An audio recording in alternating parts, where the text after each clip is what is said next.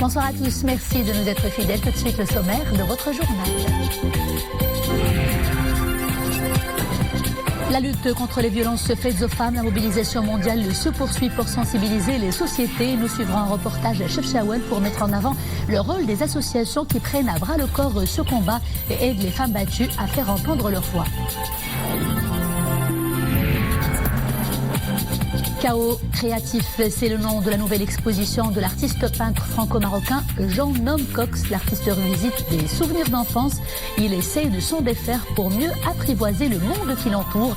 Une manière de nous dire que vivre, c'est mourir et que la frontière entre les deux est si poétique.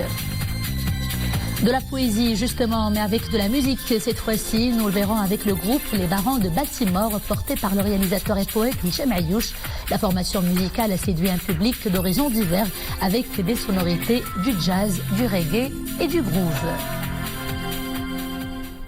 Bonsoir. D'abord, le rappel de l'activité royale de la semaine qui s'achève mardi. Sa Majesté le roi Mohammed VI a reçu au Palais Royal de Rabat Chekib Ben Moussa. Chekib Ben Moussa, que le souverain a chargé de la présidence de la commission spéciale sur le modèle de développement.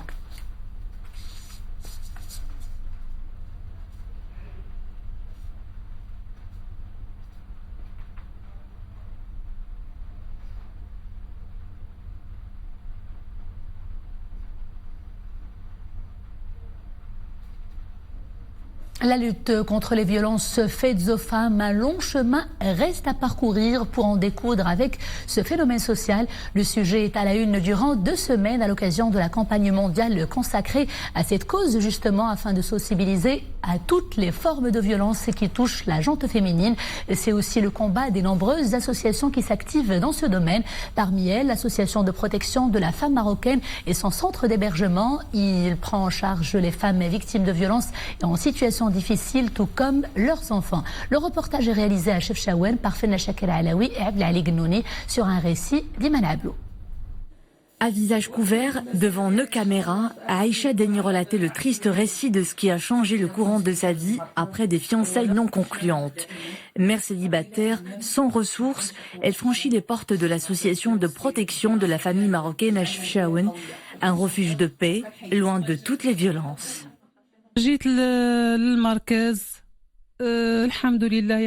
Cette association m'a beaucoup aidée, moralement et matériellement. On m'a conseillé, orienté et surtout on m'a fait sentir que je n'étais pas seule. On m'a apporté toute l'assistance dont j'avais besoin. Grâce à cette association, j'ai pu inscrire mon fils âgé de 11 ans à l'école.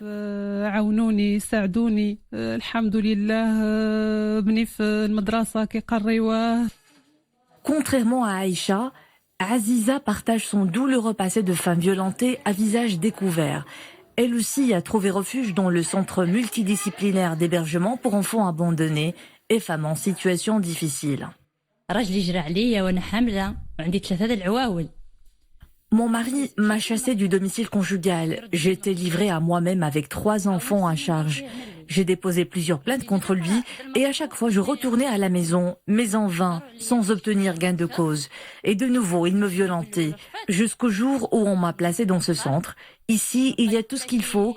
J'ai gardé mes enfants, ils sont à l'école et j'apprends à coudre.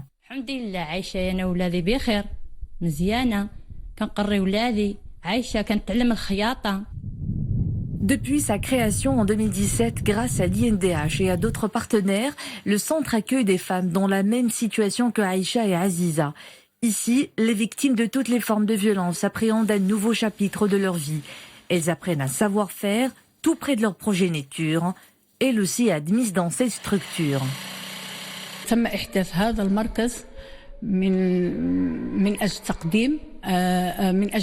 Le centre multidisciplinaire offre plusieurs prestations à ses pensionnaires. Il héberge les femmes victimes de violences et en situation difficile. Nous essayons de soulager leurs maux. Nos assistants sociaux et experts sont à leur écoute avec un accompagnement de leurs enfants. Nous leur prodiguons de nombreux services, hébergements, soins médicaux, apprentissage de couture et soutien psychologique et juridique. Bref, tout ce qui s'apparente à un nid douillet, loin des stigmates de la violence et d'agression que leurs victimes ont longtemps appris à taire. Une femme marocaine sur 2 est victime de violences, un chiffre qui fait froid dans le dos. Il a été annoncé par l'enquête nationale sur la prévalence de la violence à l'égard des femmes au Maroc. Il y a donc urgence d'agir avant qu'il ne soit trop tard. Sur le plan juridique, la loi 103/13 apporte certes un renouveau. Elle favorise une prise de conscience collective, mais au-delà des textes, l'éducation demeure la clé de voûte pour gagner ce combat. El Asli, Abdelrahman Ziane et Mariam El Missi. Après des années de violence conjugale, il décide de sortir de son mutisme. Cette femme victime d'abus ose enfin mettre des mots sur sa souffrance. En proie à des sévices corporels et psychologiques infligés par son conjoint, c'est au centre Nejda à Casablanca où elle trouve oreille attentive.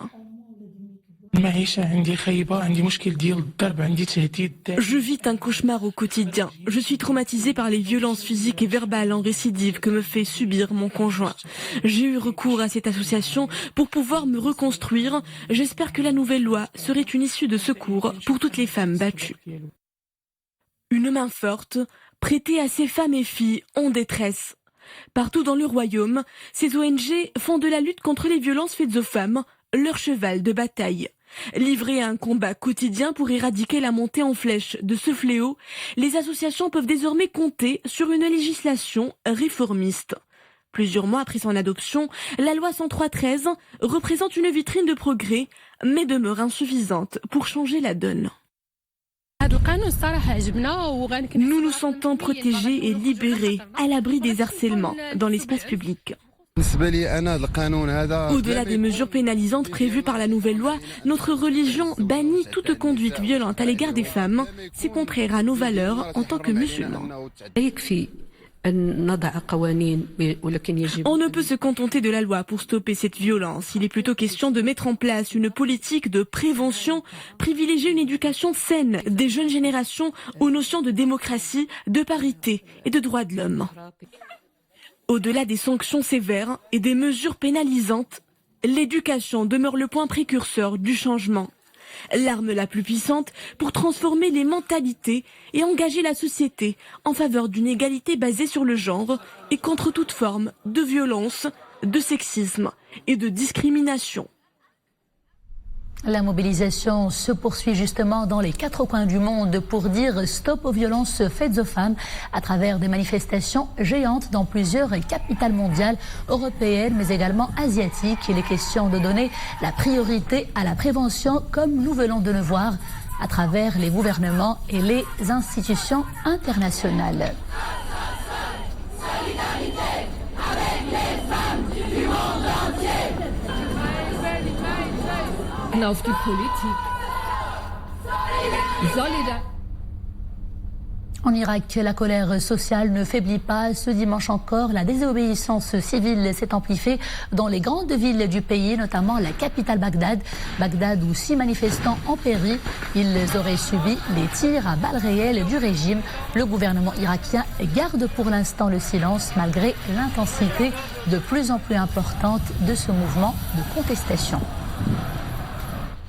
En plus bref, cette annonce qui nous vient des États-Unis, l'ex-maire de New York, Michael Bloomberg, annonce sa candidature à l'investiture démocrate pour l'élection présidentielle de 2020. L'homme politique est aussi un richissime homme d'affaires. Il dispose d'ailleurs de la 9e fortune mondiale d'après Forbes. Au moins 2 morts et 4 disparus, bilan provisoire des intempéries qui ont secoué le sud-est de la France. Les 2 corps ont été retrouvés dans le département de la région de la Côte d'Azur. Cet épisode de Méditerranée plutôt, d'intempéries touche, ou plutôt prend sa fin dès l'aube, mais il nécessite, selon les autorités, un suivi particulier du fait de son intensité et de sa durée surtout. Retour à l'actualité nationale. 2 secousses telluriques de magnitude de 3,1 et de 3,5 degrés sur l'échelle de Richter ont été enregistrées aujourd'hui dans la province de Driouech. Selon l'Institut national de géophysique, l'épicentre des 2 secousses est situé dans la commune de Tsaft. La première est d'une profondeur de 17 km alors que la seconde est d'une profondeur de 23 km. Football à présent et cette victoire historique arrachée par l'Olympique de Safi à Radès en battant l'Espérance de Tunis. Les hommes de Mohamed Guisser ont ainsi garanti leur billet de qualification pour les quarts de la Coupe Mohamed VI, Sa Majesté le Roi Mohamed VI des clubs après les tirs au but. Après l'effort qui a fini par porter ses fruits, l'heure est à la joie et à la chaleur du retour à la mère patrie, comme vous le voyez sur ces images.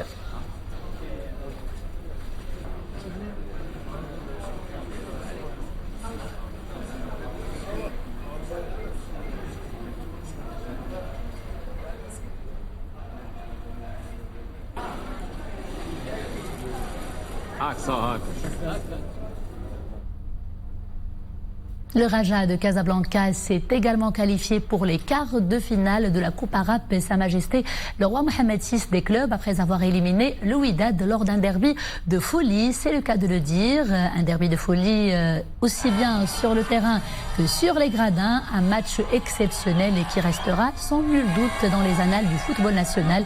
Il s'est soldé sur le score de 4 partout après une remontada historique des Verts qui ont renversé le score pendant les dernières minutes du jeu grâce à Mohsin Mitouali et Ben Malengo notamment.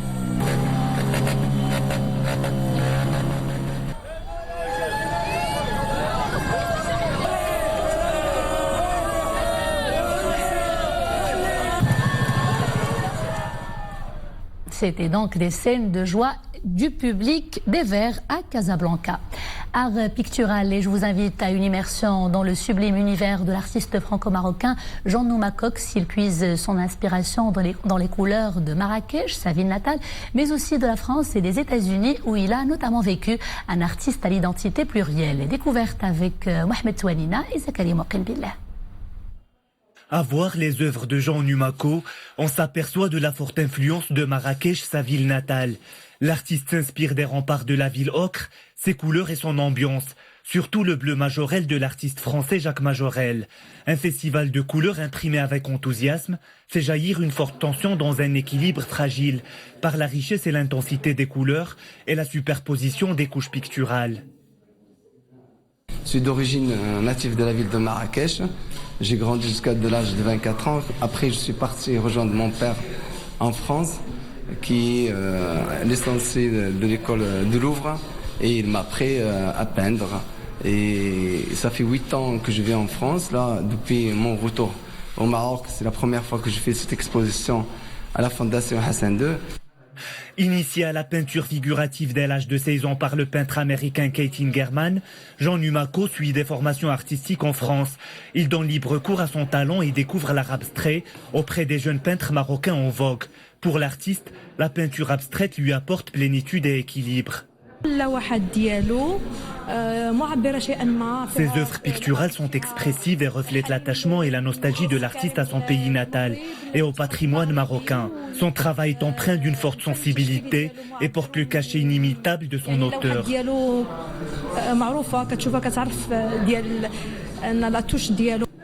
Artiste franco-marocain, Jean Numako passe sa jeunesse à Marrakech. Il parfait ses connaissances dans tous les domaines des arts plastiques et enrichit sa connaissance des musées.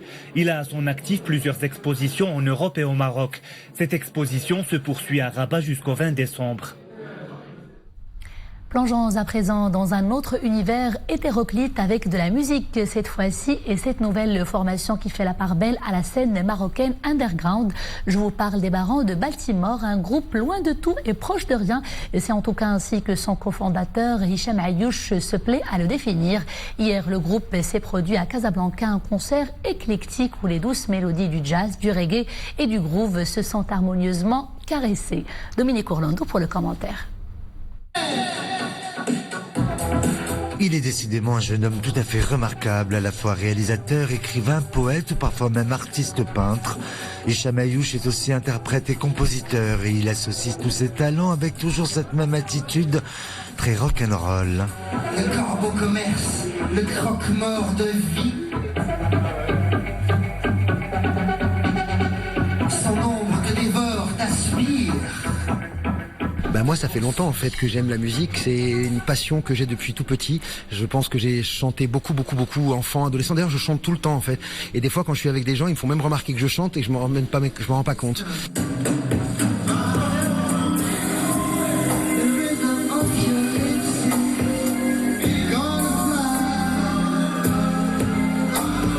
Son récital de poésie décliné en une douce mélodie fut une partition quasi parfaite, car il s'agit pour l'artiste de donner avant tout le maximum.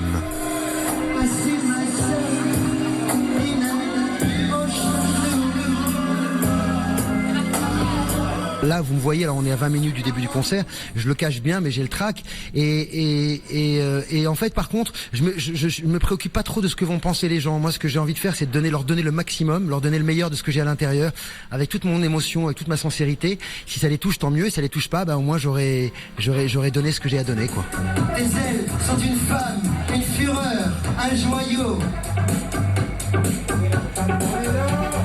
Co-fondateur avec Amin Harbi des Barons de Baltimore, Hicham Ayouch est un personnage de cet underground casablancais qui ne cesse de se réinventer car il embrasse la vie avec le maximum de frénésie et d'idéaux luminescents, ce qui le rend évidemment plus qu'attachant.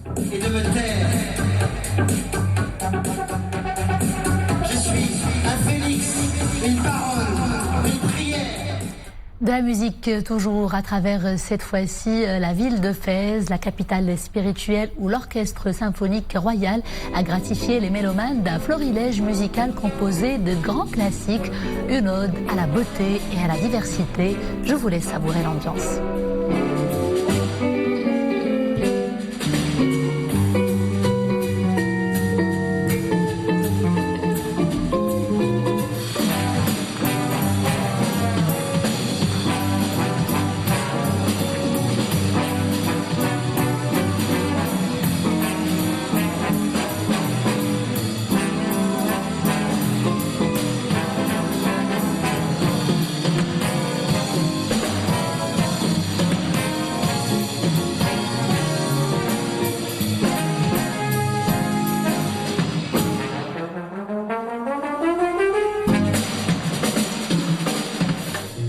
Et c'est en musique que nous nous quittons. Merci d'avoir été des nôtres et à demain toujours avec grand plaisir. D'ici là, portez-vous bien.